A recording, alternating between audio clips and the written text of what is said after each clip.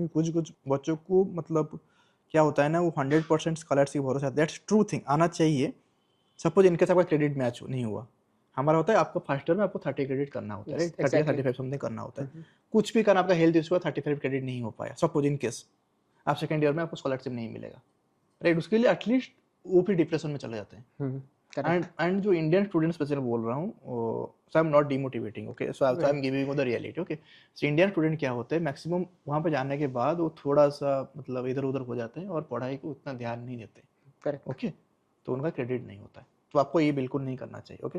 आप शुरू से ही पढ़ाई को, जैसे इंडिया में जैसे पढ़ाई होता है ना, एक पेपर मतलब एग्जाम होता है, एग्जाम देंगे। इटली में क्या होता है, आप एग्जाम कभी भी दे सकते हो, आपको कोई फोर्स नहीं करेगा। यहाँ पे क्या होता है, सेमेस्टर मतलब वो सेमेस्टर देना ही पड़ेगा, नहीं तो आपको सेमेस्टर बैक लग जाएगा। लेकिन वहाँ पे मल्टीपल डेट्स निकलते हैं। सो अभी आपका सपोज फर्स्ट सेमेस्टर है, फर्स्ट सेमेस्टर का एग्जाम आप जाके सेकंड सेमेस्टर भी दे सकते हो, सेकंड ईयर में भी दे सकते हो, कोई आपको पूछेगा नहीं क्यों नहीं दिए।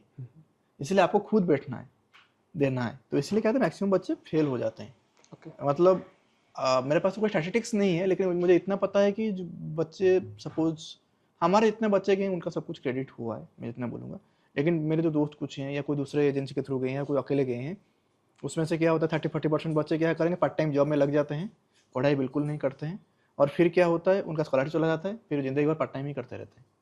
लेकिन वो रिकवर हो जाता है, लेकिन वो बहुत हार्ड सिचुएशन रहता है। इसलिए आपका प्रायोरिटी हमेशा स्टडी